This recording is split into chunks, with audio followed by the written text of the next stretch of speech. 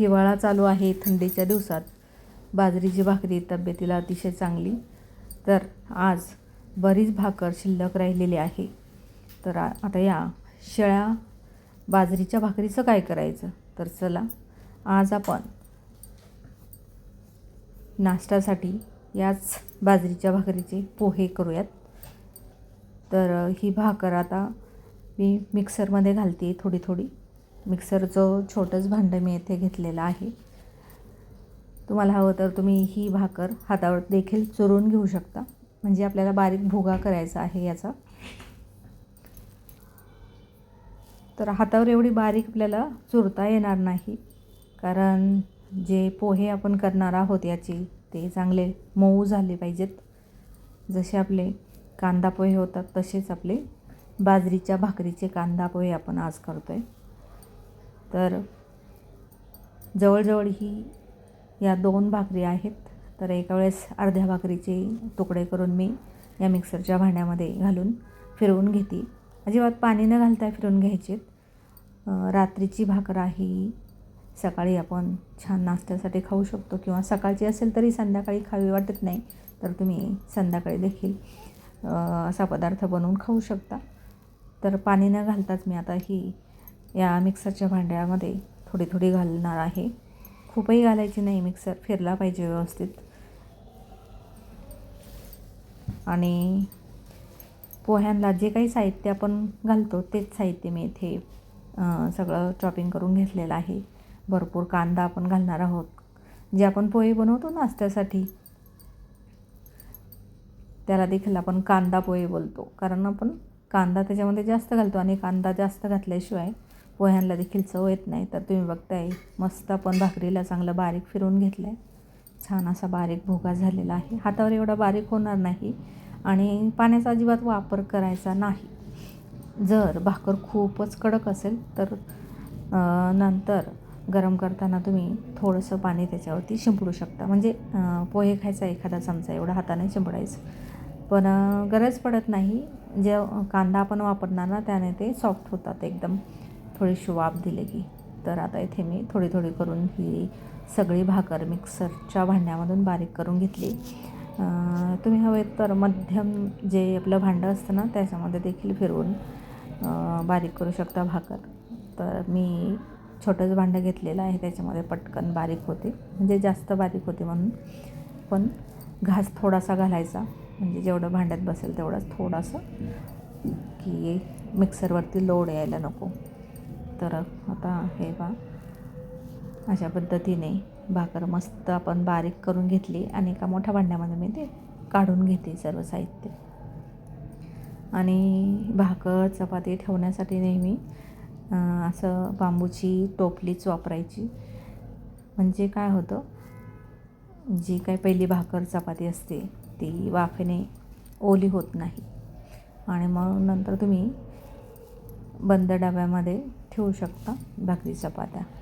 त्याच्यासाठी टोपलं खूप महत्त्वाचं आहे. गरमागरम भाकरी चपाती त्याच्यामध्ये ठेवली की वाफ निघून जाते आणि ओलसरपणा येत नाही. तर चला, आपली ही सगळी भाकर बारीक करून झालेली आहे आणि सर्व साहित्य मी कट देखील करून घेतलं आहे. हिरव्या मिरच्या बारीक कापून घेतल्यात, 2 मध्यम आकाराचे कांदे बारीक कापून घेतले, टोमॅटो देखील थोडासा कापून घेतला आहे, शेंगदाणे घेतलेले आहे, कोथिंबीर बारीक कापून घेतलेली आहे. आता कोथिंबीर मी इथे देठाच्या साईड आहे ती कापून घेतली, ती मी फोडणीमध्ये घालणार आहे. आणि जी कोळी कोळी असते शेंड्याची ती वरून गार्निशिंगसाठी वापरूयात. तर आता मस्त भाकर आपली बारीक झालेली आहे. तर चला आता जाऊयात कढईकडे.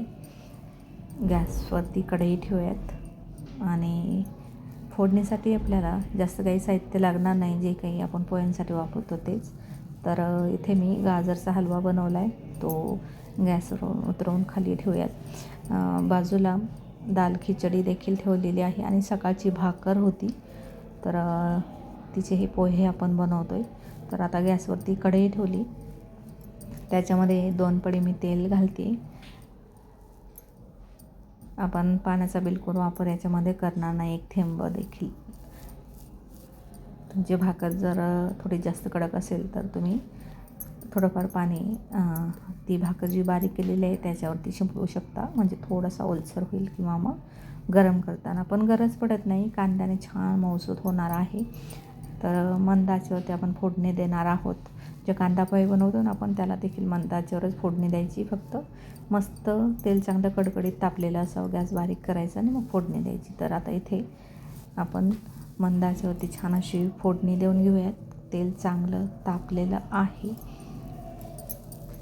आणि हे गरमागरमच खायला खूप छान लागतात. थंड झाल्यावरही छान लागतात, पण गरमागरम म्हणजे कोमट असतात तेव्हाच. जेव्हा आपल्याला जेवायचं आहे ना, त्याच्यात थोडेसे अगोदर हे गरम करून घ्यायचे. गरम करायला काही जास्त वेळ लागत नाही, 10 मिनटात मस्त फोडणी देता येते. तर मी पहिल्यांदा आता तेल गरम झाले तर त्याच्यामध्ये मूठभर शेंगदाणे घातलेत. आता हे शेंगदाणे तुम्ही थोड्या वेळासाठी काढून ताटलीमध्ये घेऊ शकता, आणि ज्यावेळेस आपले हे बाजरीच्या भाकरीचे पोहे तयार होतील त्यावेळेस ताटलीमध्ये आपण घेणार आहोत, सर्व करणार आहोत, खाण्यासाठी घेणार त्यावेळेस वरून तुम्ही घेऊ शकता, जे की क्रंची लागतील. पण आता मी हे काढून न घेता याच्यामध्येच फोडणी देणार आहे. तर हे जे शेंगदाणे आहेत याला मी मस्त क्रंची असं तळून घेते. आता इथे मिक्स करण्यासाठी मी हा झाऱ्या घेतलेला आहे.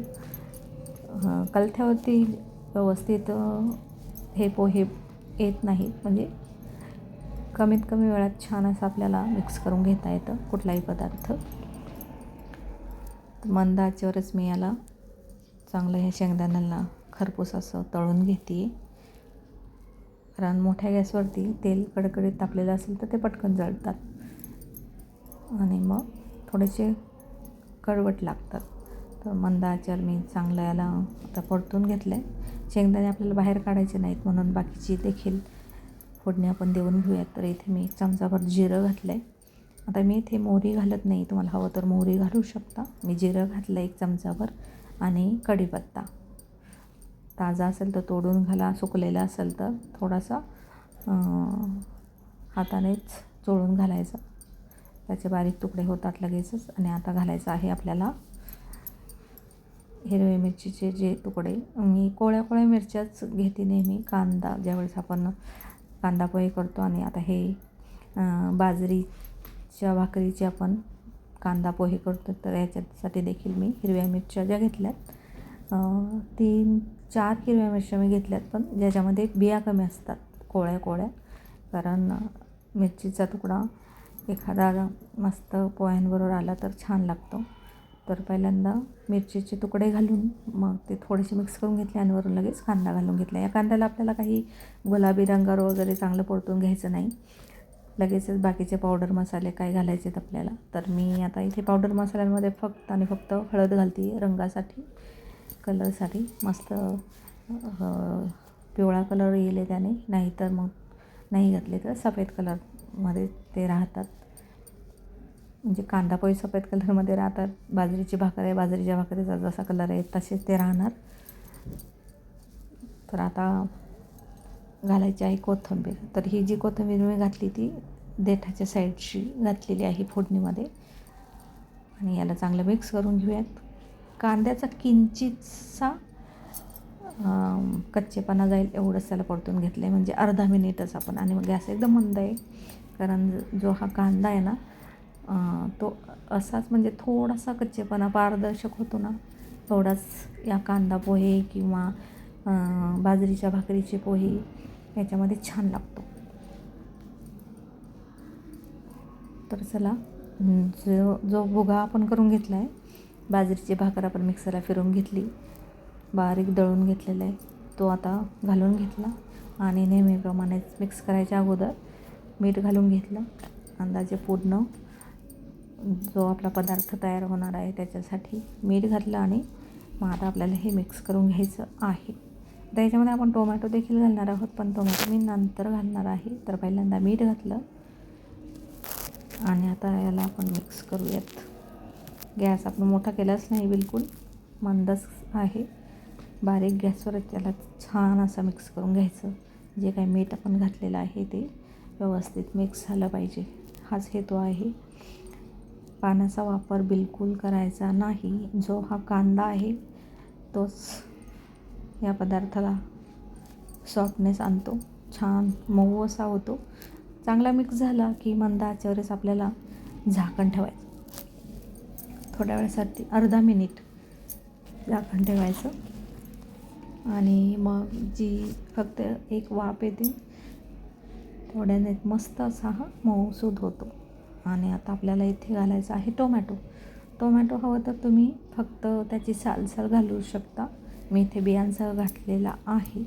आणि आता याला एकदा मिक्स करूया आणि मग झाकण ठेवून थोडीशी वाफ द्यायची.